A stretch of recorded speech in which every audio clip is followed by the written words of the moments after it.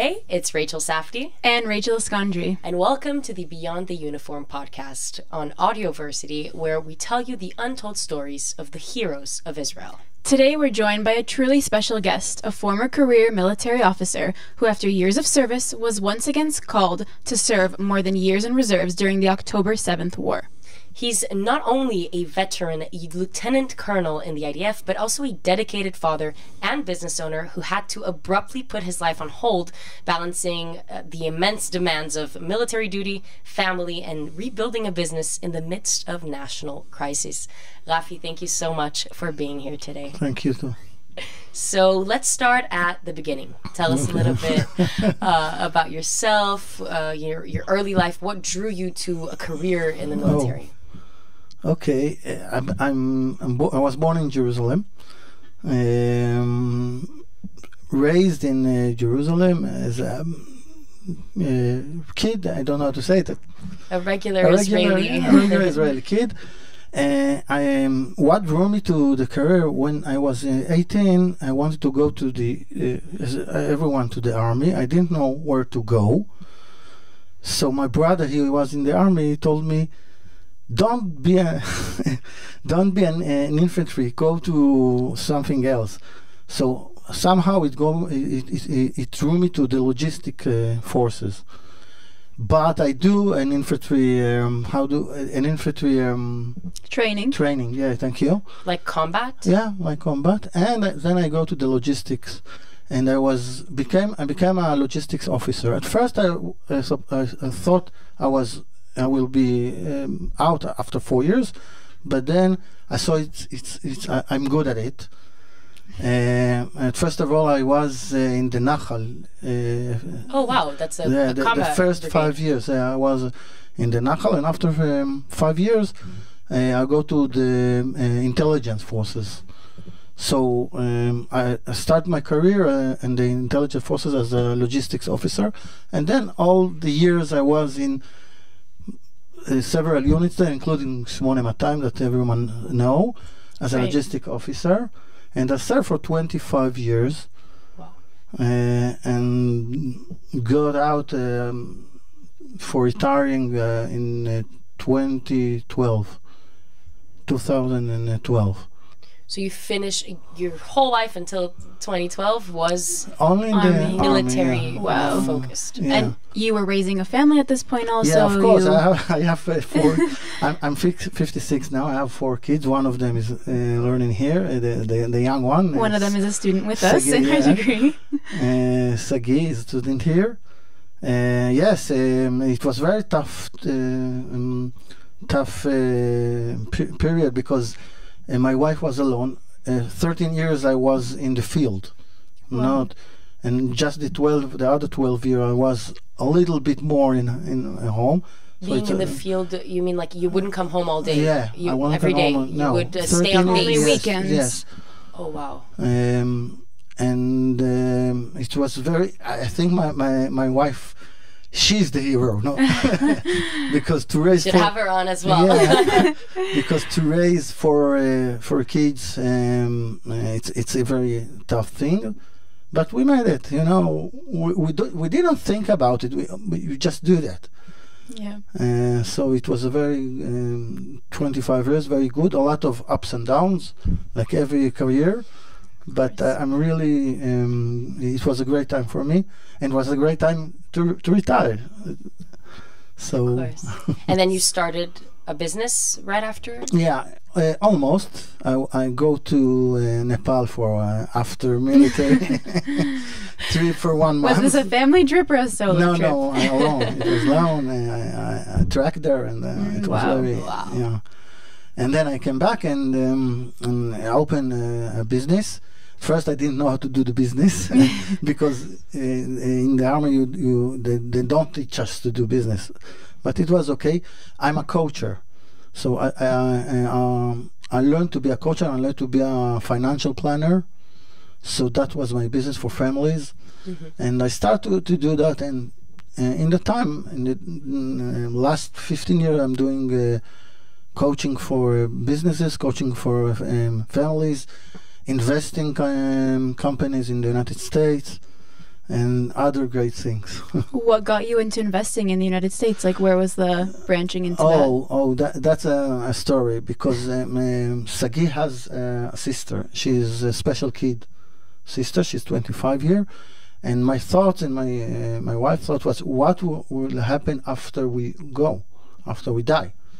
So we start to think economically how to do that, and we understand that we need to invest in order to have guaranteed future for her, financial freedom for her. So this is one of my goals. Wow. And in time I develop it for other families too. So if there are any special kids families who need help, and I do that voluntarily, I help them to do the same thing for their kids. So that's one of the things, and that's why I go to the United States, because in Israel the business in real estate is a little bit different, and in the United States it's a little bit flexible. So you basically got into this business with the higher goal of helping your daughter who has special needs. Of course. This is our kids is our higher goal. We did our career, and we also make another career now, but at the end we want to give them the financial and the means to go on. That's amazing. Yeah. Beautiful. So how did everything change? How was your life affected on October 7th by this war? Well, first of all, as any other citizen, also I have a family that lives in Nahal Oz. Nahal Oz is one of the towns that was in the south that was impacted. Kibbutz. Yeah. It's Kibbutz Nahal Oz. There was a disaster there also. Fortunately, my family didn't hurt physically. So in the night of between the 7th and the 8th, I go to take them, not from there, but they took them out, and You went to rescue them? I went not to rescue, just to pick them up. To pick them up. Someone else rescued them. I just picked them out to our house. They stayed on our house for a week and a half, and then they go to other places. And in the meantime, I called to my unit to see if they need something else. First, they told me no, we don't need anything. Right, because at the time, basically everyone that had completed a military service was getting called to reserves duty. Yeah. I did a reserve after I retired for 3 or 4 years, and then I retired even from the reserves. Okay. So you're a veteran. You were already... totally veteran. Totally veteran, totally done with the army. Yeah. You didn't expect to be going back to reserves. Yeah, but I'm an Israeli, and I'm in the state of Israel, and I'm after all I'm a soldier. Yeah. So I called the unit. They told me no, but after 2 weeks they called me back and they said, Rafi, this is your specialty, your logistics. We're developing a new unit, a new intelligence unit, and we want your help to get it. So I came after 2 weeks on the 21 October and put my uniform and go for 8 months fluently. Wow. And can you tell us a little bit about what this unit was that you guys rebuilt? I will try to say it in English. Maybe you will help me. Of course. This is a unit that keep the, how do I say, shalal, the after in the war there's a lot of stuff that I want to say evidence, maybe. And it's become an evidence. It's become an evidence. Everything that basically the Hamas members, Hamas terrorists came wearing on them or with them. From phones to maps to papers, things that were on them. Yeah, also weapons. But the weapons are not in our unit. We take the things that are good for the intelligence, the intel. So it's phones, computers, papers, and maps and stuff like that. and there wasn't any unit like that. She was shut down 6 years before, and we need to start it from all over again, and that's what we did. And all this stuff in very short time, we saw that it's help for the army. We actually save life in that work, and we're still doing that. The unit's still doing that. I retired again, but I see what they do, and if they will need me again, I will come. But I hope not. Wow. This is insane. So you're able to take evidence from things that, we saw thousands and thousands of Hamas terrorists coming in on October 7th, and they brought these things with them, and so you're able to develop intelligence from the things that you found on their bodies. First of all, the things that we found on them, and when the army came into Gaza, and other things. There's things that I can't talk about, but common sense. Right, you can imagine what these things might be. And we revealed that a lot of things that we didn't know. Can you give us an example of what? Whatever you're able to tell us. See,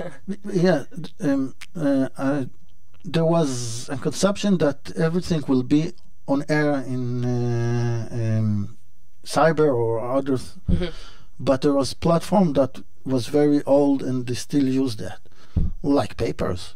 We can't read a paper if we don't see it. And there was a lot of plans that were on these papers. Kind of like old-fashioned.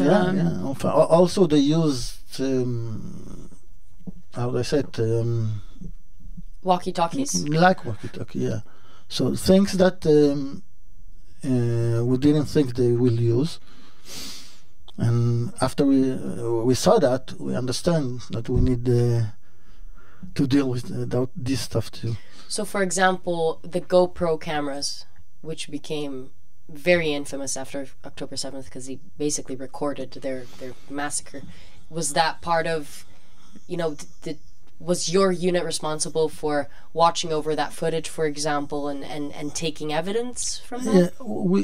Yes and no, because we just take the first material, but the other material, other units do, and I can speak about that, but we only the basics. We start to, as you guys are like the first step. Only what you see in the news. I see. Okay. So you basically stopped your business to do that, right? For 8 months straight since October 21st. Almost a year. Yeah, it's 8 months, and after that another days and another year, 1.5 months. So 1 year of stopping your life, pausing your life, and how was that? How could you stop your business?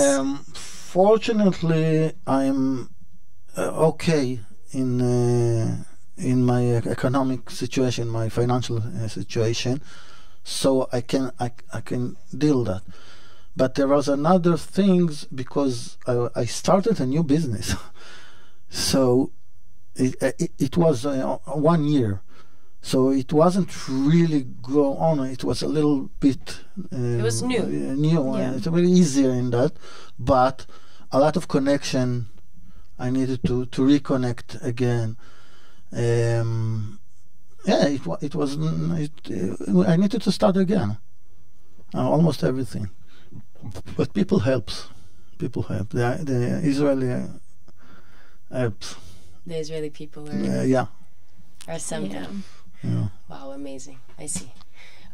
So out of the things that you're able to tell us about, you mentioned how you save lives.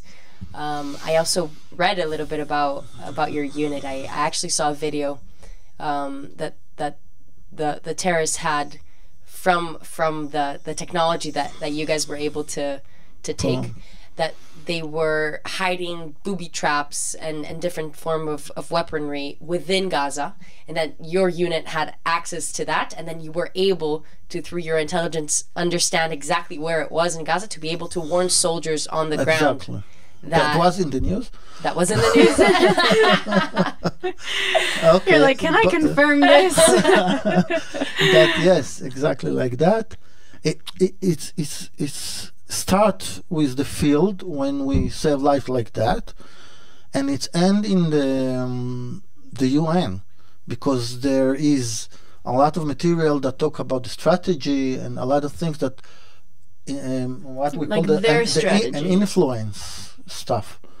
So it's go all the way. If you see the Israeli president have on his hand a book of the Mein Kampf in Arabic, Yeah. that's one thing that came through us also. And a lot of other things like that. That you find in schools, even in schools, Gaza, yeah. in their kindergartens. It's insane how every school, Yeah, residential area, it's a Hamas yeah. operation center. Yeah. I think there will be a lot of work in the upcoming years into the Intel to pull out everything. It's a lot of things. A lot of things that you'd say are similar to, like you gave the example of Mein Kampf in Arabic. No. What are these things that? It's also because it's tons of gigabytes, or I don't know how to say it. It's gigabytes. No, I know, but bigger than that of data that we had. That you have to And we look need to. through It's like to pull a needle from a straw, a haystack. It's like that. Wow. And this is the real work.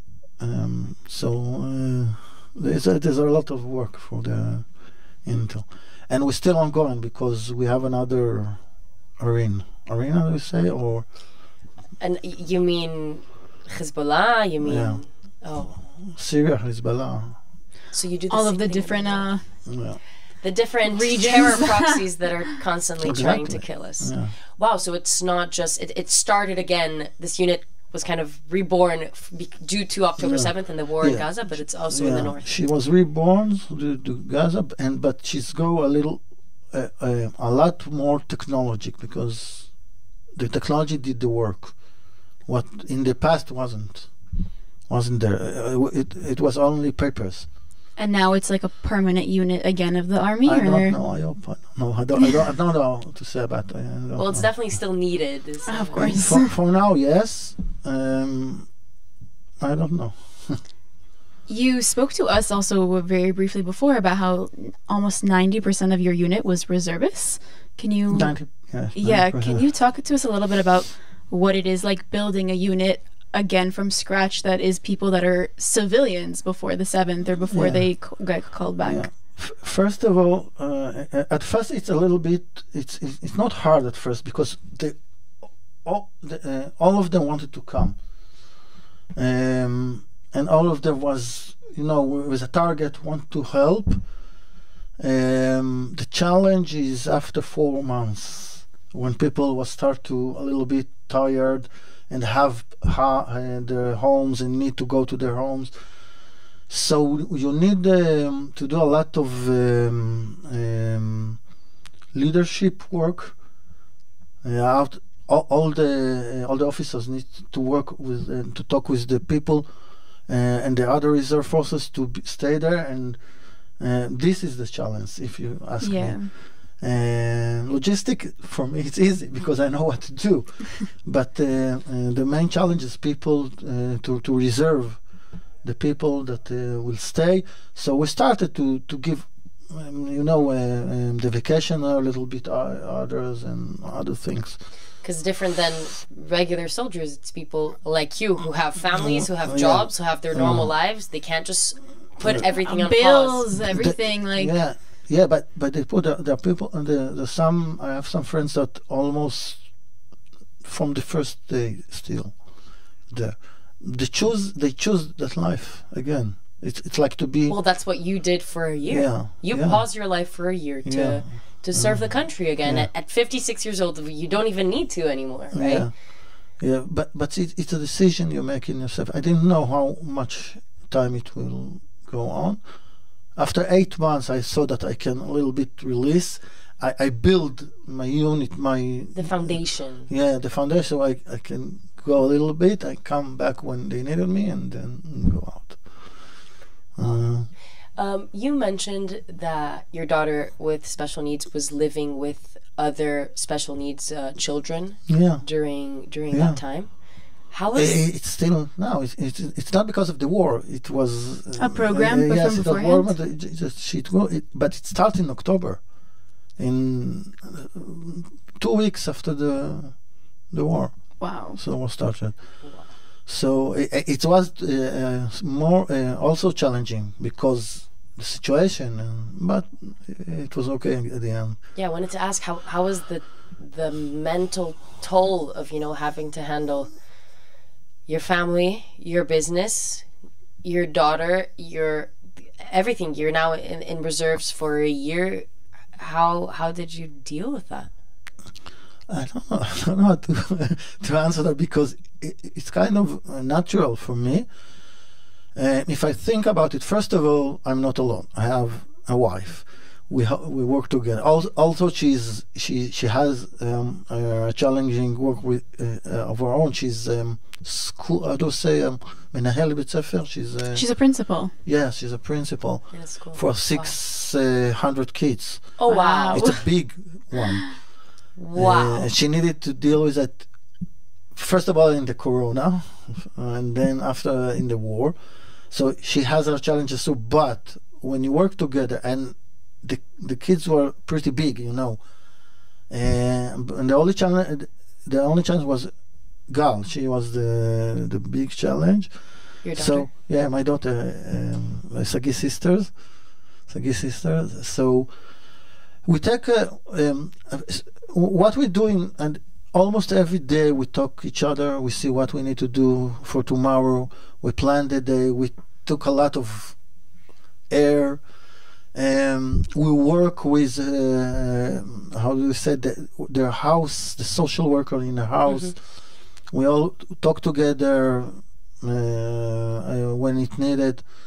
Sagi helped a lot. So we do that. A team effort. Yeah, it's totally a team effort. I didn't think about it until you asked, but yes, this is what it is. Yeah, because I find it so beautiful how Israelis, people like you, take things as obvious, muvan me'elav, you know, to Yeah.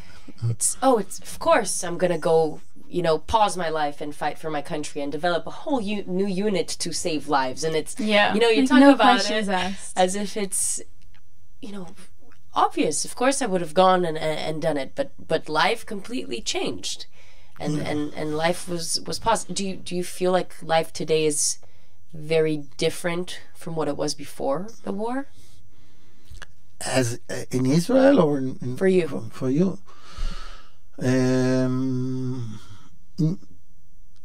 Kind of, yes, because it's a little bit urge things.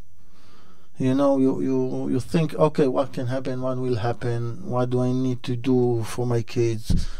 What do I need to do for my business? How do I need to build my business if something like that will happen again? What to do? So I'm do that with I work with another teams. So if I won't be there, that's exactly what happened when I was in the second time I go. At first it was 8 months. After that it was 1 month and a half, and the other Like wave of reserved. yeah, the other way, my partners. I joined my partners work together. We was in the United States in July, so we start to work together. And when I was in the Reserves the again, reserve, yeah. So you learn to prepare now to set up a specific foundation for your business so that you're able to, in case something happens again and you would need to go back. Yeah, exactly. You have it. And the main thing is to work together with teams that can hold the business. So I'm not the business is not with me, not dependent on me. Fully on you. Yeah, exactly. Sorry for my English. It's not It's okay. Sagi's English. Are you working on reopening the coaching business again? I'm reopened it. So I'm how has doing that been since the war? So I'm now in these days. There's a new game called Projo. So it's a game It's a board game based on real estate and entrepreneur. And I'm one of the master game, one of the coaches of this game, and I'm going with this game for organizations or the people on cruise that want to play it, and through the playing they learn about entrepreneur partnerships and coaching for the business. So this is, I really like the things. What's the target audience for this? It's a physical board game? It's a physical board game. The target audience is, first of all, organization, how I said, right? Companies? Companies, organizations, and people that wants to learn about real estate too, because it's real estate based, but it's business based. It's teach business, entrepreneur, partnerships, so people that want a little bit about real estate or a little or work with their staff and that combine the stuff. It's kind of synergy game. It makes the cruise work more synergetically. I say it right. It kind of makes like work on team Yeah. building. Yes. You know what synergy is? The word synergy, synergia. Synergy. Yeah. Yeah, I think so. I think so. So the people that work together have become more tight, more synergy in their work. It's a great game. You'll have to bring it for us next time. It will come here because one of your students want to open a club, real estate, a club for not Israel, abroad, USA club real estate, and I will bring it here. I'm helping her. I will bring For her. like a Reichman Reichman. University club. Yeah. Is the game in English or Hebrew? English, right? No, the game in Hebrew, but it's we can do it in English too because but the cards. it's in Hebrew the cards. But I think it's a good question. I will Translate it. Maybe you can make an English and a Hebrew version. Our great goal, our vision is 10,000 coaches, manchim, how do you say manchim? Trainers for the game. So 10,000 is United States too, and other countries. So it will be in English. Amazing. Is there anything that you applied from your past year and your experience since October 7th that you applied into your business now? Like, did something change from what you wanted to do the coaching business before the war to now that you reopened it? Do you think you brought things that you learned? Yeah. The most, I think the most things that influenced me, first of all, what happened. So I will tell you like that. I told to myself after the 8 first months, wow, I can do that. I can. I wasn't alone, of course, and I had a commander on me. I am the logistic officer, but wow, I could bring up this unit. So if I can do that in the army, I can do that more in your civilian life. Life. So yes, I took that from there. It helped me a lot, I think, especially in my mental thinking and in my confidence. That's actually really interesting. That's something that you experienced in the army. Yeah, it's even because I was not in the army for 8 or years about 12 is, but for 4 years I was in the reserve. I forgot things that the army built on in me, and the war and the situation reminded you, and even more. It's really funny that you mentioned this because I think I've spoken to like many Israelis that even if they just completed a regular service, that they say, oh, I did this in the army, like I can do whatever, no big deal after what I already completed, especially now in the war. Like so many soldiers are fighting in Gaza and Lebanon, and they're like, what's something after fighting, after to losing friends, after being physically in arms, like what's doing some kind of like university work after that, you know? Yeah. It's everything. So I think it's a mentality thing, like perspective. Yes, perspective and mentality. That's why if you ask me about my family, and I don't know, it's for me. It's regular for me. It's our life here. It's very obvious. When I come to United States, first of all, it's quiet there. You don't hear all the noise. In Israel, there's always noise. You just when you go out, you understand that. Of course. And the pace is. It's not our pace. It's a very definitely. Yeah. Speaking of your children, what do you want your children to take from this experience, from what you did in the past year, or the past year and a half? Wow. To take care of each other, to help each other, to help.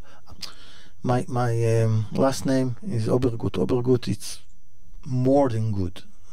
Okay, I want them to be like their name, and I want them. And another thing I want to take resilience, because I think if this is the word that I needed to use, resilient. We develop resilience, and I think that's one of the main things that one needs in his life.